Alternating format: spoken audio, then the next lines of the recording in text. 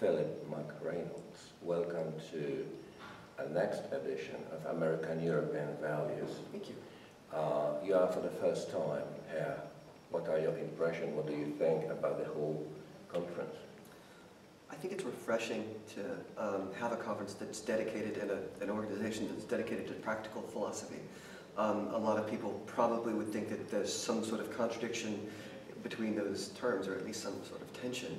And to see philosophy put into practice, which of course I think philosophy is the most practical thing one can do, because it's about how one should live one's life. So to see that, coming to fruition here is wonderful.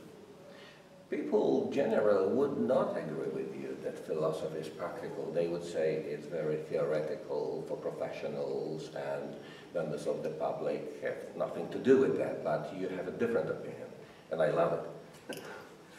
Well, yes, I think that this takes philosophy closer to its roots. One of the founding philosophers, of the Western tradition is Socrates. And so what did Socrates do? Socrates, asked questions about. He thought the most important thing we could do is ask questions about justice and so forth. He was accused of being a sophist, right? One of these professional men who would teach other people how to speak and so forth. And these other sort of philosophers who studied things above the sky and below the earth. Of course, Socrates was accused of this, but he didn't care for those things. Ethics was really at the core of what Socrates was about, and that's been a strong theme in philosophy ever since.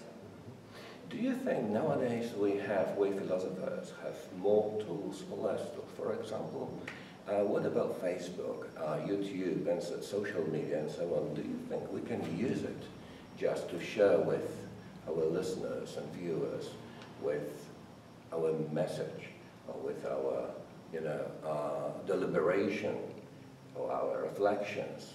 Do you think we use it enough? Well, so if the question's about what are the tools of philosophers, it seems to me that communication is obviously an important part of that, right? Discourse, dialogue, the way that we actually, philosophy isn't about sending a message, it's about having a conversation. Dialogue being the heart of philosophy.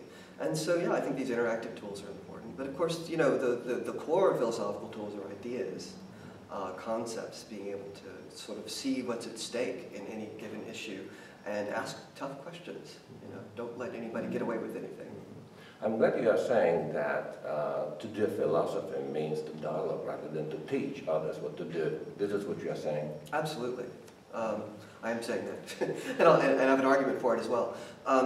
So yeah, philosophy is not about getting across some view. Some people think that that's what it should be.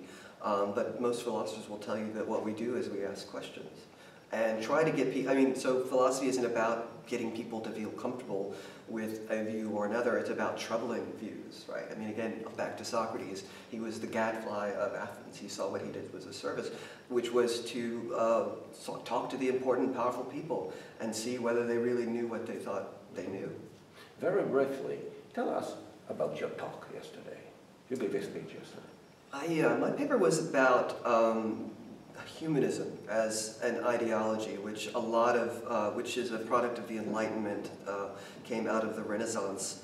And to characterize humanism very briefly, it means a lot of things, but one thing that it includes is a sort of a humanistic chauvinism, this idea that human beings are separate from animals, and that human beings are better, more valuable than animals. Now, humanism has done a lot of good in its development, as we've expanded the circle of humanity. But the argument that I made was that whenever you draw a circle of moral concern and you place some sorts of creatures inside, you're at the same time placing creatures outside of it. And so my talk was about questioning that move, what's lost, and it really related to pragmatism and the pragmatism of John Lachs. John Lachs, there are a lot of post-humanist elements in his philosophy, and I wanted to bring those out.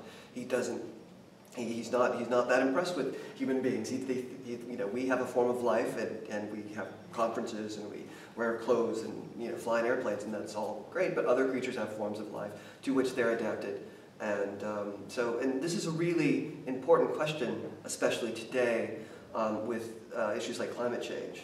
I think this humanism is of a piece with globalization and other sorts of phenomena, which are really serious challenges for philosophers and for everybody else.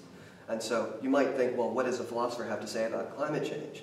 Well, I think that the way that we conceptualize ourselves has a lot to do with the way that we interact with one another and with the world. And so we ought to be thinking about who we are. Know thyself was the Socratic dictum.